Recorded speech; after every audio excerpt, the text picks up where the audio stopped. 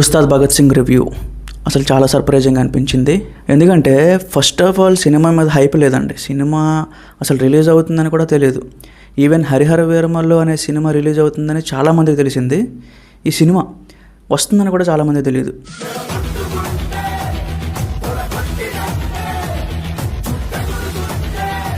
చాలా కారణాలు ఉన్నాయి, అవన్నీ తర్వాత మాట్లాడతాం పక్కన పెట్టి. బట్ సినిమా ఓవరాల్గా ఎలాగుంది అంటే 100 mm రాడ్ దింపేస్తాను. ఒకటి ఉంది ఉంది అది. ఎందుకంటే హరీష్ శంకర్ అయిపోయింది, జ్యూస్ అయిపోయింది. హరీష్ శంకర్, శ్రీను వైట్ల, వివి వినాయక్, సో ఉన్నారు, పూరి జగన్నాథ్, వీళ్ళందరూ కూడా ఒకప్పుడు ఎంటర్టైన్ చేశారు. అప్పటికి ఓకే, అప్పుడున్న ప్రెమిసెస్లో, అప్పుడున్న మెజర్స్లో అప్పుడు ఎంటర్టైన్ చేశారు అంతే. బట్ ఇంకా వాళ్ళు ఏంటంటే ఇంకా ట్రై చేస్తున్నారు, ఇంకా కథలు రాస్తున్నారు. అది సెట్ కావట్లేదు, ఎప్పుడున్న ఈ జనరేషన్కి సెట్ కావట్లేదు. ఇప్పుడు వచ్చిన అన్ని రకాల సినిమాలు మనం చూసేస్తున్నాం ఓటీటీలో. సో ఇంకా వీళ్ళు ఏంటంటే 6 పాటలు, ఇంకా 5 ఫైట్లు, సో స్లో మోషన్లు, బీజిఎంలు అక్కడే స్టక్ అయిపోయినారు. ఈ సినిమా కూడా యాజ్ ఇట్ ఈజ్ అలాగే ఉంటుంది. సో ట్రై చేసింది ఏమైనా కొత్తగా ఉంది అంటే శక్తిలో ఏం లేదో, బిల్లాలో ఏం లేదో, కంట్రీలో ఏం మిస్ అయిందో అన్నీ ఇందులో ఉంటాయి. ఏం లేదండి, చాలా యావరేజ్ ఉంది అసలు సినిమా మాత్రం. అంటే ఇప్పుడు జనరల్గా ఫ్యాన్స్ చూసినా సరే ఓకే, వాళ్ళు ఎన్నో పెద్ద పెద్ద డిజాస్టర్లు చూశారు. అజ్ఞాతవాసి, సర్దార్ గబ్బర్ సింగ్,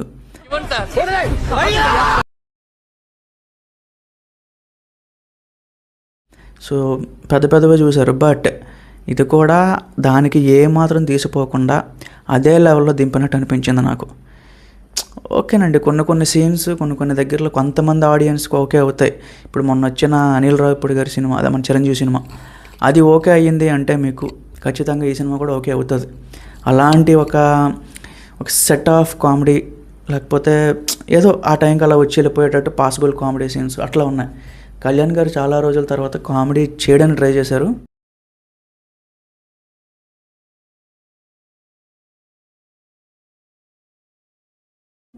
కొన్ని దగ్గరలో వర్కౌట్ అయ్యింది, పర్వాలేదు.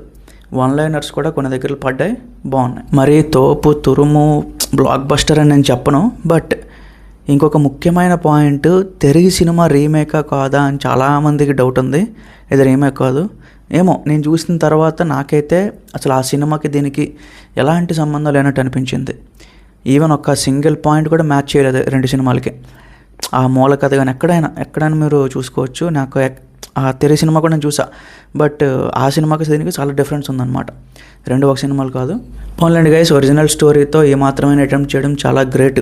అది కూడా ఆల్మోస్ట్ డిజాస్టర్లో మునిగిపోయి ఉన్న ఒక డైరెక్టర్. మొన్న వచ్చిన కథలకొండ గణేష్, మిస్టర్ బచ్చన్, రామయ్య వస్తావయ్య, డీజే అబ్బో,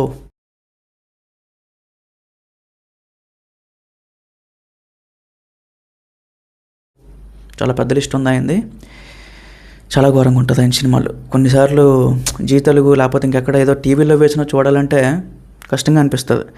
థియేటర్లో అంటే ఇంకా గగనమే. అది గైస్, ఇంకా పవన్ కళ్యాణ్ గారు కూడా మార్చాలి రూటు. సో మొన్న సుజీత్ అని ఒక యంగ్ డైరెక్టర్కి ఇచ్చారు, బాగుంది. సో అక్కడికి అది బ్లాక్ బస్టర్ పడింది. మళ్ళీ సురేందర్ రెడ్డి అని చెప్పి నెక్స్ట్ మూవీ అని చెప్తున్నారు, అదొక మళ్ళీ రాంగ్ స్టెప్. అవసరం లేదు, సురేందర్ రెడ్డి కూడా అయిపోయింది జ్యూస్. మొన్న వచ్చిన ఏజెంట్ అనే సినిమా, మన అయ్యగారితో చేసిన cinema A level of records పెట్టిందో నేను కొత్తగా చెప్పక్కర్లా. ఈ రోజుకి ఇంకో ఓటీటీలోకి రాలేదు. సో అందుకే చెప్తున్నా, వీలైనంత వరకు చాలామంది కొత్త కంటెంట్ క్రియేట్ చేసేవాళ్ళు ఉన్నారు, చాలామంది డైరెక్టర్లు ఉన్నారు. ఇప్పుడు వస్తున్న బుచ్చిబాబు కానీ, మన శ్రీకాంత్ తోడేలా కానీ ఉన్నారు, చాలామంది ఉన్నారు.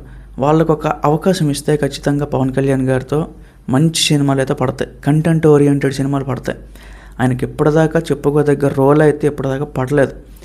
ఏమైనా అంటే అత్తారింటి దారేది అంటారు, లేకపోతే తమ్ముడు అంటారు, ఆ రోజులకి వెళ్తారు. రీసెంట్గా తీయండి, ఇప్పట్లో పాన్ ఇండియా సినిమాలు అని చెప్పి స్టార్ హీరోలంతా కూడా స్టెప్ బై స్టెప్ ఎక్కుతూ ఉంటే, మన కళ్యాణ్ గారు మాత్రం ఇంకా మళ్ళీ రీజనల్ ఫిల్మ్స్ అని చెప్పి మళ్ళీ వెనక్కి వస్తున్నారు. సో ఆయనకున్న స్టార్డమ్కి అది కరెక్ట్ కాదు. నా వరకు కూడా ఆయన ఇంకా కొత్త డైరెక్టర్లకు అవకాశం ఇవ్వాలి. సో హరీష్ శంకర్ లాంటి ఒక స్క్రాప్ డైరెక్టర్లను పక్కన పెట్టి, ఇలాంటి సేఫ్ స్టోరీలు వెళ్ళిపోదాం అని ఒక మైండ్ సెట్ పక్కన పెట్టి వెళ్ళాలి.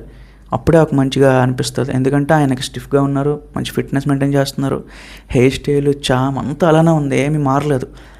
ఇప్పుడు వేరే హీరోలు అంటే ఏదో ట్రై చేయాలి, లేకపోతే ఇంకేదో. ఈయనకి ఏం అక్కర్లేదు, స్టిఫ్గా ఉన్న చాలా బాగుంది. ఆయన అయితే ఇంకొంచెం ఫోకస్ చేయాలి కథల మీద. సో అది గైస్ ఓవరాల్గా చెప్తున్నాను, సినిమా అయితే చాలా యావరేజ్గా ఉంది. వన్ టైం వాచబుల్ అని కూడా నాకు చెప్పాలనిపించట్లేదు. మేబీ మీరు చూడండి, ఒకవేళ మరి అంత ఇదైతే ధురంధర్ 2 దాని రివ్యూ కూడా పోస్ట్ చేస్తాను. So thank you guys.